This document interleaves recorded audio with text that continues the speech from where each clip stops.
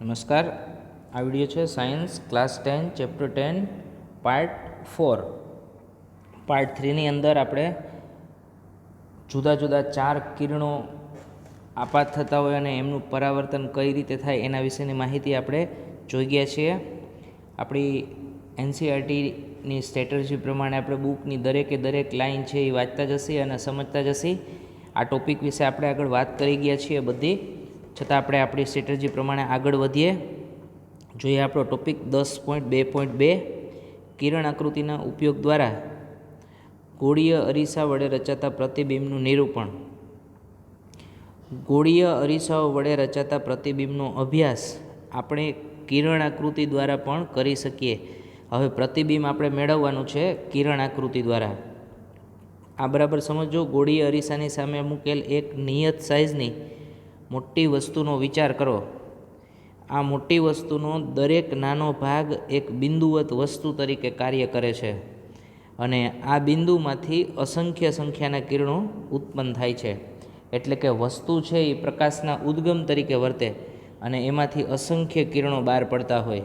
આપણે આગળ જોયું હતું એમાં મીણબત્તીવાળી વાત કરેલી હતી અને મીણબત્તીનું પ્રતિબિંબ મેળવતા હતા. તો આ મીણબત્તીની જ્યોતમાંથી આપણે કિરણો બહાર પાડ્યા હતા, 2 કિરણો બહાર પાડ્યા હતા અને એને અનુરૂપ આપણે પ્રતિબિંબ મેળવવાનો પ્રયત્ન કરેલ હતો. ફરીથી આગળ, વસ્તુના પ્રતિબિંબનું સ્થાન નક્કી કરવા માટે કિરણ આકૃતિ બનાવતી વખતે કોઈ બિંદુમાંથી નીકળતા કિરણોની વિશાળ સંખ્યામાંથી અનુકૂળતા મુજબના કિરણો લઈ શકાય છે. જોકે સ્પષ્ટ કિરણ આકૃતિ દોરવા માટે ફક્ત 2 કિરણોનો વિચાર કરવો વધારે સગવડતા ભર્યો છે. એટલે કે આપણે કિરણ આકૃતિ દોરવા માટે માત્ર 2 કિરણોનો ઉપયોગ કરીશું અને એના ઉપરથી પ્રતિબિંબની રચના મેળવીશું.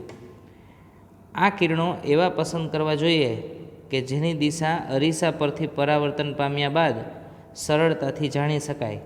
એટલે કે કિરણો અરીસા ઉપર આપાત થાય અને પરાવર્તન કઈ દિશામાં થાય છે એ આપણે જાણતા હોય તો પ્રતિબિંબની રચના કરવી આપણા માટે સરળ થઈ જાય. આપણે 4 કિરણો જોઈ ગયા છીએ. અહીંયા આપણે જોઈએ એમાં બિંદુવત વસ્તુના પ્રતિબિંબનું સ્થાન ઓછામાં ઓછા 2 પરાવર્તિત કિરણોના છેદન દ્વારા મેળવી શકાય. એટલે 2 પરાવર્તિત કિરણો જ્યાં છેદતા હોય ત્યાં આપણને પ્રતિબિંબ મળે. પ્રતિબિંબનું સ્થાન નક્કી કરવા માટે નીચેના પૈકી કોઈ પણ 2 કિરણો પર વિચાર કરી શકાય. એટલે આમાંથી કોઈ પણ 2 કિરણો ઉપર આપણે વિચાર કરી શકાય. હવે એમાં આપણે પહેલું કિરણ જોઈએ.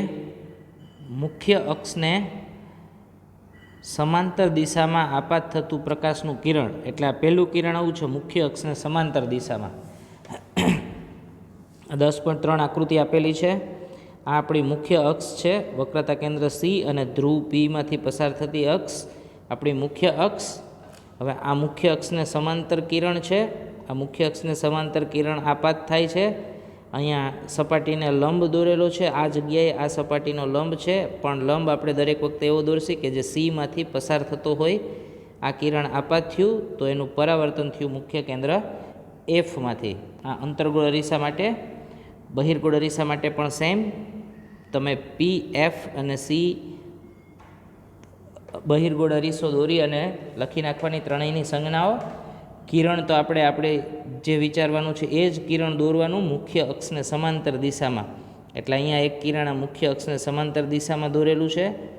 આ કિરણ પરાવર્તન પામી અને ઉપર તરફ પરાવર્તન પામે છે, પણ કિરણ મુખ્ય કેન્દ્ર એફમાંથી પસાર થતું હોય એવો ભાસ થાય, અથવા તો એફમાંથી કિરણ આમ આગળ વધતું હોય એવો ભાસ થાય. ફરી પાછો અહીંયા લંબ દોરેલ છે. આ લંબ છે એ સીમાંથી પસાર થતો હોય એવો દોરેલો છે. આગળ જોઈએ. મુખ્ય અક્ષને સમાંતર દિશામાં આપાત થતું પ્રકાશનું કિરણ પરાવર્તન પામ્યા બાદ અંતર્ગોળ અરીસાના કિસ્સામાં તેના મુખ્ય કેન્દ્રમાંથી પસાર થશે. આ તમારે યાદ રાખવાનું. મુખ્ય અક્ષને સમાંતર કિરણનું પરાવર્તન થાય મુખ્ય કેન્દ્ર એફમાંથી, અથવા બહિર્ગોળ અરીસાના કિસ્સામાં તેના મુખ્ય કેન્દ્ર પરથી વિકેન્દ્રિત થતું હોય તેવો ભાસ થશે. એટલે કે બહિર્ગોળ અરીસામાં અહીંયા મુખ્ય કેન્દ્ર એફમાંથી આમ દૂર જતું હોય, વિકેન્દ્રિત થતું હોય એવો ભાસ થાય. તે આકૃતિ 10.3a અને બીમાં દર્શાવેલ છે. અહીંયા બે આકૃતિમાં આપણને બંને રચનાઓ દર્શાવેલી છે. હવે એમાં આગળ બીજું કિરણ આપણે જોઈએ. બીજા કિરણની અંદર વાત આવી છે અંતર્ગોળ અરીસાના મુખ્ય કેન્દ્રમાંથી પસાર થતું પ્રકાશનું કિરણ. એટલે તમારે અંતર્ગોળ અરીસો દોરવાનો, PFC લખી નાખવાનું. ફરીથી બહિર્ગોળ અરીસો દોરેલો હોય તો PFC લખી નાખ્યું. હવે આપણે કિરણ દોરવાનું જ એવું છે કે મુખ્ય કેન્દ્રમાંથી પસાર થતું હોય. એટલે મુખ્ય કેન્દ્રમાંથી પસાર થતું કિરણ તમે દોરો તો અહીંયાથી આ કિરણ મુખ્ય કેન્દ્રમાંથી પસાર થાય છે અને મુખ્ય કેન્દ્રમાંથી પસાર થઈ અને કિરણનું પરાવર્તન થાય છે મુખ્ય અક્ષને સમાંતર. સેમ અહીંયા કિરણ આપણે દોરવાનું તો એવું જ છે કે મુખ્ય કેન્દ્રમાંથી પસાર થતું હોય એવું દોરવાનો પ્રયત્ન કરવાનો. એટલે આ મુખ્ય કેન્દ્રમાંથી પસાર થતું એવું કિરણ દોરવાનો પ્રયત્ન કરીએ છીએ, પણ જેવા અહીંયા આવશે અરીસાની સપાટી પાસે એટલે એનું પરાવર્તન થઈ જશે આ બાજુ અને કિરણ મુખ્ય કેન્દ્રમાંથી પસાર થતું હોય એવો ભાસ થાય. ફરી પાછો અહીંયા લંબ દોરેલ છે સીમાંથી પસાર થતો, અહીંયા એવું જ છે સીમાંથી પસાર થતો લંબ દોરેલ છે. જોઈએ અંદર.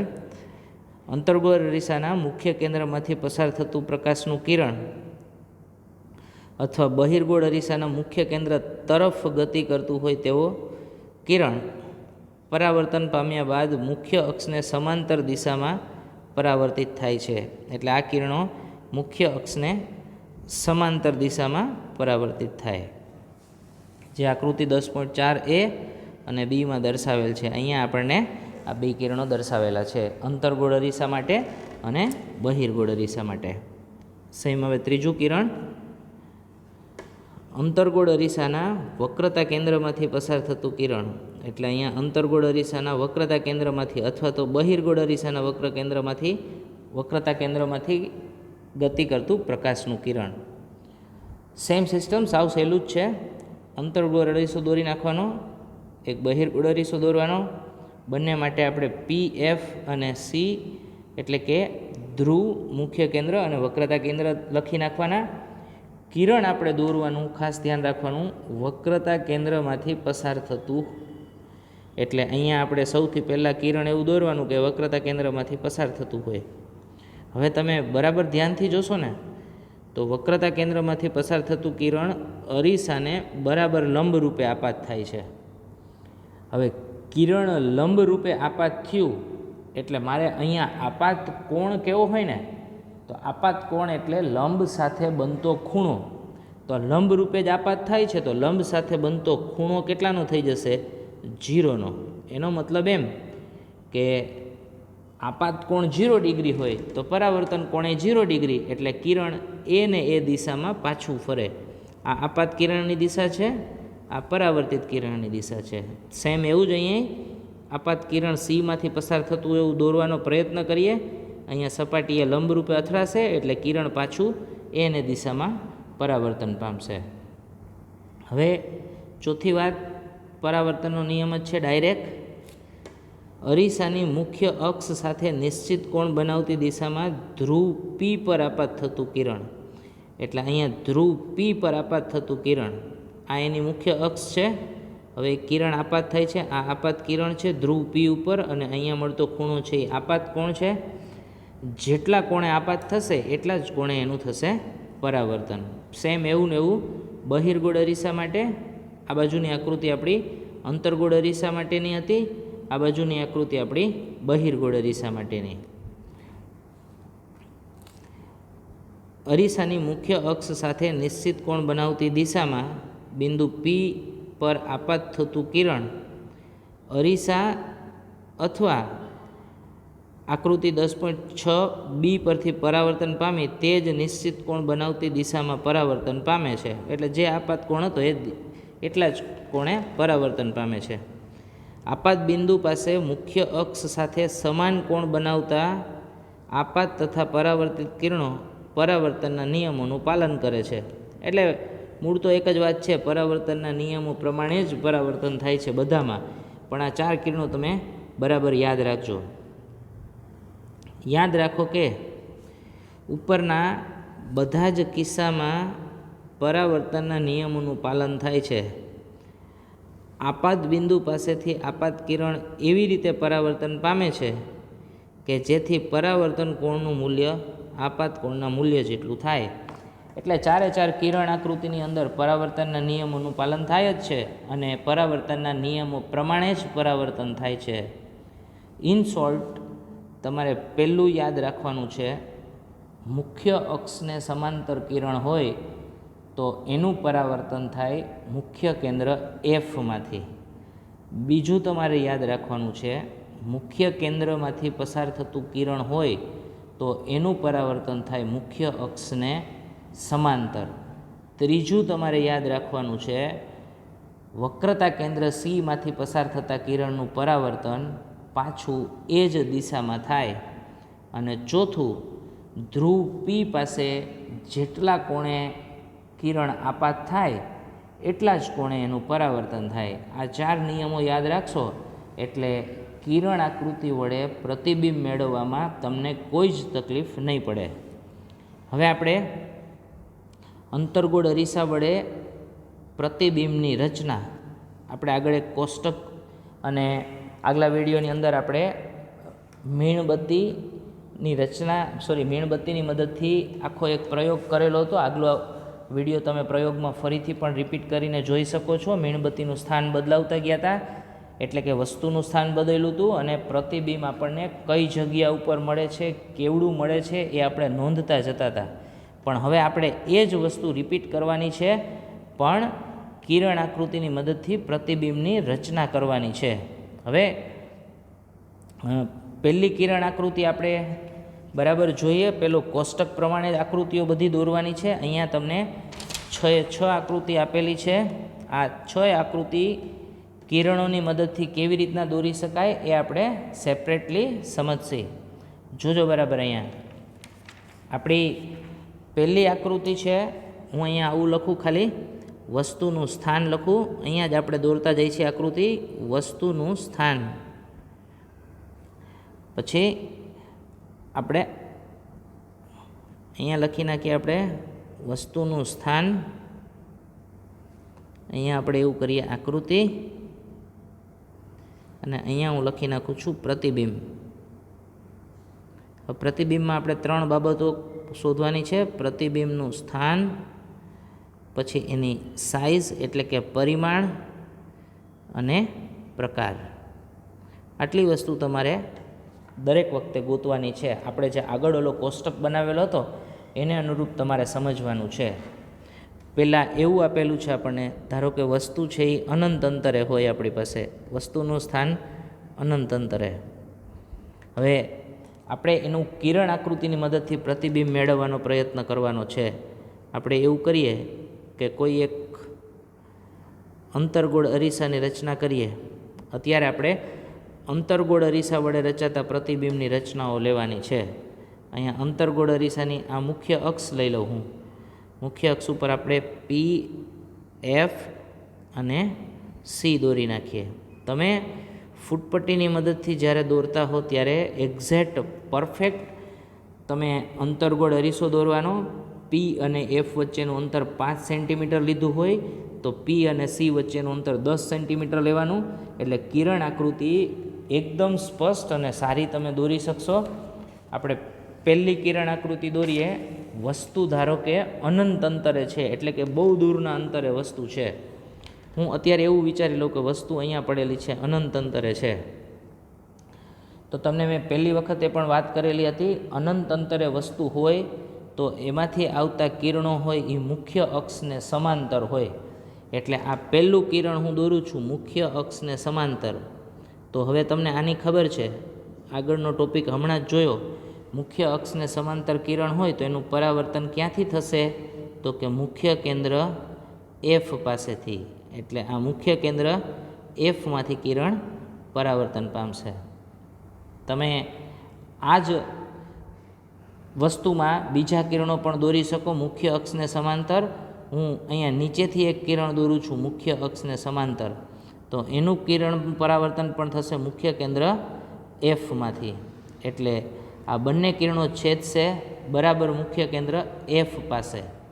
તમે એવું વિચારો કે સૂર્યનું પ્રતિબિંબ આપણે મેળવવાનો પ્રયત્ન કરીએ તો સૂર્યમાંથી આવતા કિરણો મુખ્ય અક્ષને સમાંતર આવશે. બંને કિરણો પરાવર્તન પામી અને મુખ્ય કેન્દ્ર એફ પાસે મળશે. એટલે કિરણો ખરેખર મળવાના છે. મારે પ્રતિબિંબનું સ્થાન લખવું હોય તો શું કહી શકું? તો કે મુખ્ય કેન્દ્ર એફ પર. સાઇઝ લખવી હોય તો કે સૂર્યનું પ્રતિબિંબ તમે મેળવો તો સૂર્ય તો વિશાળ કદનો છે, મોટી સાઇઝ છે. તમે જ્યારે અરીસાની અંદર જુઓ તો સૂર્યનું પ્રતિબિંબ સાવ નાનું મળે છે. એટલે આપણે અહીંયા એફ પાસે પ્રતિબિંબની સાઇઝ લખવી હોય ને તો અત્યંત નાની એવું લખી શકાય. અને પ્રકાર લખવો હોય તો કિરણો ખરેખર મળે છે, ખરેખર મળતા હોય તો પ્રકાર થઈ જશે એનો વાસ્તવિક અને ઉલટું. હવે આ પહેલી આકૃતિ આપણને આપેલી છે, આપણે જે વાત કરી ગયા એ પહેલી આકૃતિ વસ્તુ છે એ અનંત અંતરે આવતા કિરણો મુખ્ય અક્ષને સમાંતર હોય. આ મુખ્ય અક્ષને સમાંતર કિરણો આવે છે અને મુખ્ય અક્ષને સમાંતર કિરણોનું પરાવર્તન થાય છે મુખ્ય કેન્દ્ર એફમાંથી. એફ પાસે ખરેખર ભેગા થાય છે એટલે મળતું પ્રતિબિંબ વાસ્તવિક અને ઉલટું. અને પ્રતિબિંબની સાઇઝ છે એ અત્યંત નાની હશે અને સ્થાન જોતું હોય તો મુખ્ય કેન્દ્ર એફ પર. તમે આ રચનાની સરખામણી આપણા આગળના કોષ્ટક સાથે કરતા જાઓ તો અહીંયા આ કોષ્ટકનો જવાબ પહેલાંનો મળી જાય તમને. વસ્તુનું સ્થાન અનંત અંતરે, પ્રતિબિંબ ક્યાં મળ્યું? મુખ્ય કેન્દ્ર એફ પર. માપ શું છે? તો કે ખૂબ જ નાનું. પ્રકાર કેવો? તો કે વાસ્તવિક અને ઉલટું. હવે આપણે શું કરવાનું છે? તો કે વસ્તુને સીથી દૂર લેવાની છે. હવે આપણે ફરી પાછી બીજી આકૃતિ દોરવાની છે. વસ્તુનું સ્થાન છે એ સીથી દૂર. આપણે અહીંયા દોરીએ આકૃતિ. આ વસ્તુનું સ્થાન અહીંયા દોરવામાં થોડી લિમિટેશન છે. આ વસ્તુનું સ્થાન આકૃતિ આપણી અને પ્રતિબિંબમાં આપણે લખેલું હતું સ્થાન, પ્રકાર અને પરિમાણ. આ પ્રતિબિંબ, એમાં સ્થાન, એની સાઇઝ અને પ્રકાર. હવે હું આકૃતિ દોરું તો સેમ સિસ્ટમ, દરેક વખતે એક જ સરખું કામ કરવાનું છે. પી, એફ અને સી લઈ લેવાના છે.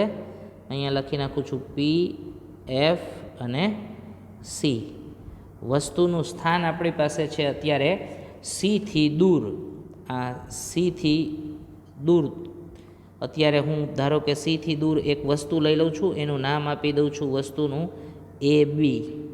હવે તમારે જાતે પ્રતિબિંબ મેળવવા માટેનો પ્રયત્ન કરવાનો છે. તો સાવ સહેલું છે. તમે ફૂટપટ્ટીની મદદથી એકદમ સ્પષ્ટ આકૃતિ દોરી શકશો. હું તમને આકૃતિ સમજાઈ જાય એના માટેનો આપણો આ પ્રયત્ન છે. તમારે સૌથી પહેલાંમાં પહેલું કિરણ એવું જ બહાર પાડવાનું કે જેનું પરાવર્તન તમે જાણતા હો. તમે કોઈ પણ કિરણો લઈ શકો.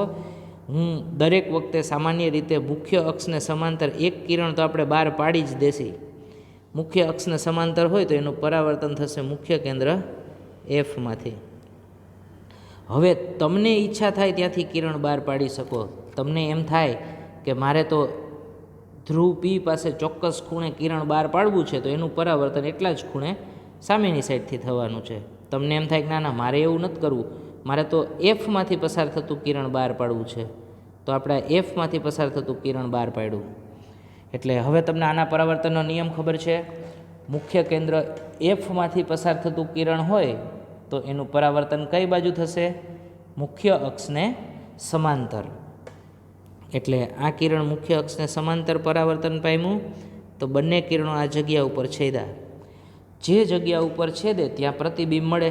એટલે આપણે અત્યારે વસ્તુની ટોચ હતી એ હતું તીર, એનું પ્રતિબિંબ મેળવ્યું તો આપણને તીરનું પ્રતિબિંબ અહીંયા ઉલટું મળ્યું. એટલે આપણને ખરેખર એથી બી સુધીના દરેક ભાગને ટપકા ટપકા નાના બિંદુઓ સ્વરૂપે વિચારો અને દરેકનું પ્રતિબિંબ મેળવવાનો પ્રયત્ન કરો તો આ રીતે આખે આખું ઉલટું પ્રતિબિંબની રચના થાય. તો તમે આના ઉપરથી કહી શકો હવે પ્રતિબિંબનું સ્થાન ક્યાં કહી શકાય? તો કે સી અને એફની વચ્ચે. સાઇઝ કઈ કહી શકાય? તો તમે જોઈ શકો છો વસ્તુ છે એના કરતાં પ્રતિબિંબ આપણને મળે છે એ નાનું છે. પ્રકાર કેવો? તો કે ખરેખર કિરણો મળે છે અને એમ ના ખબર પડે તો વસ્તુનું પ્રતિબિંબ ઉલટું મળ્યું છે. ઉલટું પ્રતિબિંબ હોય એટલે એ વાસ્તવિક જ હોય, એટલે પ્રકાર કેવો કહી શકાય? વાસ્તવિક અને ઉલટું. એટલે આ આપણી બીજી આકૃતિ જોજો બરાબર. બીજી આકૃતિની અંદર આપણને એક વસ્તુ બતાવી છે. પહેલું કિરણ છે એ મુખ્ય અક્ષને સમાંતર છે, તો એનું પરાવર્તન થયું મુખ્ય કેન્દ્ર એફમાંથી. હવે મેં તમને વાત કરેલી હતી બીજું કિરણ તમે ગમે ત્યાંથી દોરી શકો. હવે અહીંયા આપણને દોરેલું છે વક્રતા કેન્દ્ર સીમાંથી પસાર થતું, તો એનું પરાવર્તન પાછું એ જ દિશામાં, તો પ્રતિબિંબ મળી ગયું અહીંયા સી અને એફની વચ્ચે. તમે ગમે તે રીતે કિરણ દોરો પણ પ્રતિબિંબનું સ્થાન, પરિમાણ અને પ્રકાર તો એ જ રહીએ, એટલે પ્રતિબિંબ મળ્યું સી અને એફની વચ્ચે. ફરીથી સાઇઝ મળી, વસ્તુ હતું એના કરતાં નાનું, અને ત્રીજું વાસ્તવિક અને ઉલટું. હવે ફરીથી તમે ચેક કરવું હોય તો આપણી જગ્યા ઉપર જઈને કોષ્ટકમાં જોઈ શકો. સીથી દૂર લીધી હતી વસ્તુ, તો એફ અને સી વચ્ચે નાનું મળ્યું હતું, વાસ્તવિક અને ઉલટું. હવે આપણે વસ્તુ ક્યાં લેવાની છે? તો કે વક્રતા કેન્દ્ર સી ઉપર. તો આપણે ફરી પાછા વક્રતા કેન્દ્ર સી ઉપર વસ્તુ લઈએ. હવે હું આગળની લખાણ નથી કરતો, અહીંયા સીધું એવું કરું છું, વક્રતા કેન્દ્ર સી ઉપર વસ્તુ લઈ અને પ્રતિબિંબ મેળવવાનો પ્રયત્ન કરીએ. આ વક્રતા કેન્દ્ર સી પર વસ્તુ લેશી એટલે અહીંયા પી એફ અને વક્રતા કેન્દ્ર સી. આ સી ઉપર આપણે એક એ બી ઊંચાઈની વસ્તુ લઈ લીધી. હવે પહેલો નિયમ આપણો મુખ્ય અક્ષને સમાંતર. આ તો કિરણ દોરી જ નાખવાનું. મુખ્ય અક્ષને સમાંતર કિરણ લ્યો એટલે પરાવર્તન થશે મુખ્ય કેન્દ્ર એફમાંથી, એટલે આ કિરણનું થઈ ગયું પરાવર્તન. બીજું કિરણ આપણે દોરીએ મુખ્ય કેન્દ્ર એફમાંથી પસાર થતું હોય એવું, તો આ કિરણનું પરાવર્તન થશે મુખ્ય અક્ષને સમાંતર. તો પ્રતિબિંબ મળશે આપણને અહીંયા. એટલે કે પ્રતિબિંબનું સ્થાન લખવું હોય મારે તો શું કહી શકશો? તો કે વક્રતા કેન્દ્ર સી પર. પરિમાણ લખવું હોય તો અહીંયા વસ્તુ જેવડી છે એવડું જ પ્રતિબિંબ મળે છે, એટલે પરિમાણ થઈ ગયું વસ્તુ જેવડું. પ્રકાર લખવો હોય તો વાસ્તવિક અને ઉલટું. ફરીથી આપણે જોઈ લઈ. સી પર હતી વસ્તુ, તો આપણા માટે પ્રતિબિંબ પણ સી પર મળ્યું. પ્રતિબિંબનું માપ એટલે કે સાઇઝ સમાન સાઇઝની મળી, અને વાસ્તવિક અને ઉલટું. હવે આપણે કરવાનું છે સી અને એફની વચ્ચે. જોજો ચોથી આકૃતિ હું તમને આમાં સમજાવી દઉં ડાયરેક્ટ. એટલે સી અને એફની વચ્ચે વસ્તુ લઈ લઈ. તો આ વસ્તુનું સ્થાન છે એ બી. વસ્તુ ક્યાં લીધી છે તો તમે જોઈ શકો છો, વક્રતા કેન્દ્ર સી અને ધ્રુવ મુખ્ય કેન્દ્ર એફની વચ્ચે. તો આપણું પહેલું કિરણ કાંઈ પણ વિચાર્યા વગર મુખ્ય અક્ષને સમાંતર, એનું પરાવર્તન થશે મુખ્ય કેન્દ્ર એફમાંથી. હવે બીજું કિરણ આવું દોરેલું છે અહીંયા. આ વક્રતા કેન્દ્ર સીમાંથી પસાર થતું હોય, અથવા તો આ સપાટીને બરાબર લંબ રૂપે દોરેલ છે અહીંયા, અંતર્ગોળ અરીસાની સપાટીને બરાબર લંબ રૂપે. હવે બરાબર લંબ રૂપે હોય તો એ કિરણ પાછું ઈને એ દિશામાં જાય, ઈને એ દિશામાં પાછું જશે, તો બંને કિરણો અહીંયા એ ડેશ પાસે છેદશે. જોજો બરાબર આકૃતિ પાછી જોઈ શકશો તમે. આ મુખ્ય અક્ષને સમાંતર કિરણ, એનું પરાવર્તન થાય છે મુખ્ય કેન્દ્ર એફમાંથી. બીજું અહીંયા અરીસાને બરાબર લંબ રૂપે આપાત થયું, એટલે કે આપાત કોણ 0 કહી શકાય. તો પરાવર્તન એ 0 એટલે એના એ દિશામાં પાછું જશે, એટલે બંને કિરણો અહીંયા એ ડેશ પાસે મળશે, એટલે આપણને પ્રતિબિંબ મળશે એ ડેશ બી ડેશ. તો મારે સ્થાન કેવું હોય તો શું કહી શકું? તો કે સીથી દૂર. આ બાજુ મળે છે સીથી દૂર. વસ્તુ એ બી નાની છે, પ્રતિબિંબ આપણને મળે છે મોટું, એટલે પ્રકાર કહી શકાય આપણે સીથી દૂર, અને પ્રકાર વાસ્તવિક અને ઉલટો કહી શકાય, અને એનું માપ કહી શકાય આપણે વસ્તુ કરતાં મોટું, એટલે કે વિવર્ધિત. તો આ સી અને એફ વચ્ચે વસ્તુ હોય ત્યારની વાત થઈ. હવે એક્ઝેક્ટ એફ ઉપર આપણે એક વાત તો ખ્યાલ જ છે, અનંત અંતરે રહેલી વસ્તુ હોય તો એમાંથી આવતા કિરણો મુખ્ય અક્ષને સમાંતર હોય અને એનું પ્રતિબિંબ એફ પર જ મળે. તો હવે એનું ઉલટું વિચારો ને તમે, અનંત અંતરેથી રહેલી વસ્તુનું પ્રતિબિંબ એફ પર મળે તો હવે વસ્તુ એફ ઉપર હોય ને તો એનું પ્રતિબિંબ મળે અનંત અંતરે. તો એ ફિનોમિનાનો ઉપયોગ કરીને અહીંયા તમે સમજી શકશો. જોઈએ ડાયરેક્ટ આકૃતિમાંથી. અત્યારે અહીંયા વસ્તુ છે મુખ્ય કેન્દ્ર એફ પર. તો પહેલું કિરણ મુખ્ય અક્ષને સમાંતર કિરણ, મુખ્ય અક્ષને સમાંતર છે એ મુખ્ય કેન્દ્ર એફમાંથી પસાર થશે. બીજું કિરણ અરીસાને બરોબર લંબ રૂપે. હવે અરીસાને લંબ રૂપે આપાત થશે તો એ કિરણનું પરાવર્તન એ જ દિશામાં થશે. હવે આ બે કિરણો બની ગયા સમાંતર. આમ સમાંતર આગળ જાય છે તો તમે એવું વિચારી શકશો કે અનંત અંતરેથી આવતા કિરણો સમાંતર હતા, તો સમાંતર કિરણો જતા ક્યાં હશે? છેલ્લે અનંત અંતરે, અને પ્રતિબિંબ અનંત અંતરે મળશે. તો તમે પ્રતિબિંબનું સ્થાન કેવું હોય ને તો એવું કહી શકો કે અનંત અંતરે. પ્રકાર કેવો હોય તો વાસ્તવિક અને ઉલટું, અને અનંત અંતરે રહેલી વસ્તુ અત્યંત મોટી હોય એટલે વસ્તુ કરતાં બહુ મોટું વિવર્ધિત પ્રતિબિંબ છે એ બહુ મોટું અને વિવર્ધિત મળે. હવે સૌથી અંતર્ગોળ અરીસામાં જુદી વાત, આ અગત્યની આકૃતિ પી અને એફની વચ્ચે વસ્તુ હોય ત્યારે. હવે પી અને એફની વચ્ચે વસ્તુ હોય એટલે અહીંયા આકૃતિમાં બતાવ્યું છે તમને પી અને એફની વચ્ચે રાખેલી છે. આકૃતિ થોડી ઝૂમ કરીને આપણે જોઈએ એટલે તમને સમજવામાં સરળતા રહીએ. આ વસ્તુ છે એ પી અને એફની વચ્ચે, અહીંયા એફ છે, આ પી છે. મેં કીધું એમ તમે મુખ્ય અક્ષને સમાંતર કિરણ દોરો તોય કાંઈ વાંધો નથી. એટલે મુખ્ય અક્ષને સમાંતર કિરણ દોરો તો ફરી પાછું તમારું કિરણ આવું થઈ જશે. મુખ્ય અક્ષને સમાંતર એનું પરાવર્તન થશે મુખ્ય કેન્દ્ર એફમાંથી. હવે અહીંયા આપણે જે સમજાયું છે એ જ સમજીએ આપણે. પહેલું કિરણ ધ્રુવ પી પાસે ચોક્કસ ખૂણે આપાત થયું તો એનું પરાવર્તન થઈ ગયું આ બાજુ. બીજું કિરણ અરીસાને બરાબર લંબ રૂપે એટલે એ કિરણ નીકળશે વક્રતા કેન્દ્ર સીમાંથી. હવે બે કિરણો સમાંતર નથી બનતા, બે કિરણો આમ છૂટા પડતા છે. એનો મતલબ એમ કે આ બે કિરણો ક્યાંય ભેગા થશે નહીં. ભેગા ના થાય તો આ બે કિરણોને તમે આમ પાછળ લંબાવો ને તો અહીંયા ભેગા થતા હોય એવો ભાસ થાય. એટલે એનું પ્રતિબિંબ આપણને એ ડેશ મળે છે અહીંયા.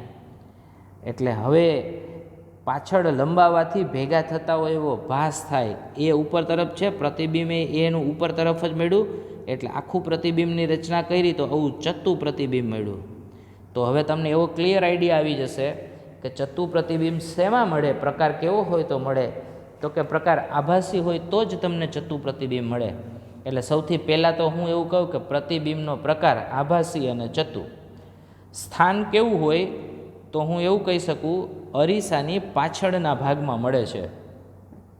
અને સાઇઝ કેવી હોય તો વસ્તુ કરતાં વિવર્ધિત અથવા તો વસ્તુ કરતાં મોટી. આ આકૃતિ પણ બરાબર સમજો. ઘણી બધી વખત 2 માર્ક્સની અંદર પૂછાય છે. તમે બધી જ આકૃતિ બરાબર સમજી ગયા હોય જાતે તો 6 આકૃતિની પ્રેક્ટિસ તમારે જાતે કરવાની છે. વસ્તુનું સ્થાન તમારે અલગ અલગ જગ્યા ઉપર લેવાનું છે. સૌથી પહેલાં અનંત અંતરે છે, પછી સીથી નજીક છે, પછી સી પર છે. વસ્તુ જે ધીમે ધીમે અરીસાની તરફ લઈ આવીએ છીએ આપણે. તમે બધી આકૃતિને બરાબર માર્ક કરશો તો પહેલી અનંત અંતરે, પછી આ સીથી નજીક આવ્યા, પછી આ સી ઉપર આવી ગયા, હવે સી અને એફની વચ્ચે આવી ગયા, પછી એક્ઝેક્ટ એફ ઉપર આવ્યા, અને પછી એફ અને પી ઉપર આવી ગયા. એફ અને પીની વચ્ચે વસ્તુ લાવ્યા. દરેક વખતે કેવી રીતના પ્રતિબિંબ મળે છે એ તમે સ્પષ્ટ કરી શકશો અથવા તો સમજી શકશો. પણ ફરી પાછું તમારે એકદમ સ્પષ્ટ અને છેકછાક વગરની આકૃતિ દોરવા માટે પૂરા પ્રયત્ન કરવાના છે. અને એકદમ સરળ આકૃતિઓ છે. ફૂટપટ્ટી અને પેન્સિલ રબરની મદદથી તમે સારી રીતે આકૃતિ દોરી શકશો. પણ આના જેટલા પ્રયત્ન કરશો એટલો તમને વધારે ફાયદો થશે. આ જ વસ્તુ આપણને પ્રવૃત્તિમાં વાત કરેલી છે. જોઈએ આપણે પ્રવૃત્તિ 10.4 કોષ્ટક 10.1માં દર્શાવેલ વસ્તુની દરેક સ્થિતિ માટે સ્વચ્છ કિરણ આકૃતિઓ દોરો. એટલે બધી જ કિરણ આકૃતિ તમારે સ્પષ્ટ રીતે દોરવાની છે.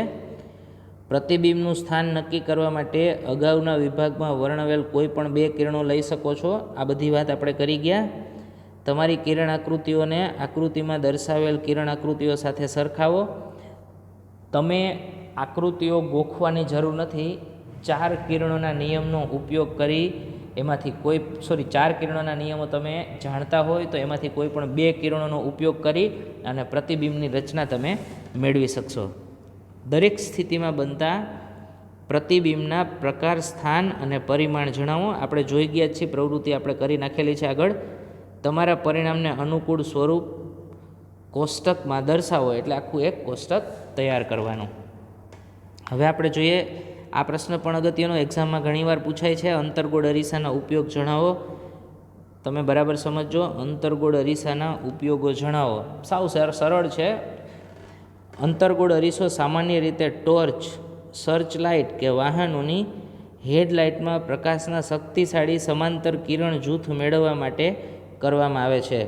એટલે વાહનોની લાઇટની અંદર અંતર્ગોળ અરીસાઓ રાખેલા હોય તો તમે સમાંતર કિરણો બહુ દૂર સુધી જતા હોય એટલે વાહનોની લાઇટની અંદર તમે બહુ દૂર સુધીનું જોઈ શકો, એટલા માટેથીને અંતર્ગોળ અરીસાઓનો ઉપયોગ કરવામાં આવે. ઘણીવાર તેમનો ઉપયોગ દાઢી કરવાના અરીસા તરીકે ચહેરાનું મોટું પ્રતિબિંબ જોવા માટે કરવામાં આવે છે. હવે તમે બરાબર વિચારજો, આ અંતર્ગોળ અરીસાનો ઉપયોગ કરવો છે અને ચહેરાનું પ્રતિબિંબ મોટું જોવું છે. દાઢી કરવા માટે આપણે પ્રતિબિંબ જોવાનો પ્રયત્ન કરીએ તો અરીસાની અંદર આપણું મોઢું ઉલટું થઈ જાય એવું તો ચાલે નહીં. તો અરીસાની અંદર આપણું મોઢું આવવું જોઈએ તો સીધું જ.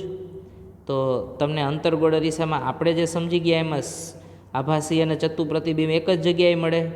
એટલે તમારે જ્યારે અરીસા તરીકે ચહેરાનું મોટું પ્રતિબિંબ જોવું હોય અરીસામાં, તો તમારો ફેસ છે એ કઈ જગ્યાએ હોવો જોઈએ, તો કે એફ અને પીની વચ્ચે, તો તમને પ્રતિબિંબ અરીસાની પાછળ અને મોટું મળતું હતું.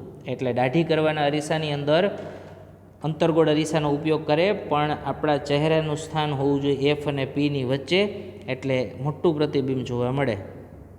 બીજું, દાંતના ડૉક્ટરો અંતર્ગોળ અરીસાનો ઉપયોગ દર્દીઓના દાંતનું મોટું પ્રતિબિંબ જોવા માટે કરે છે.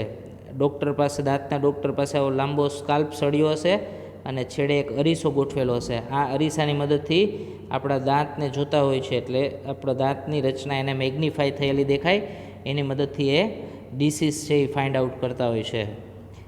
સૌર ભઠ્ઠીઓમાં સૂર્યપ્રકાશને કેન્દ્રિત કરવા માટે મોટા અંતર્ગોળ અરીસાઓનો ઉપયોગ કરવામાં આવે.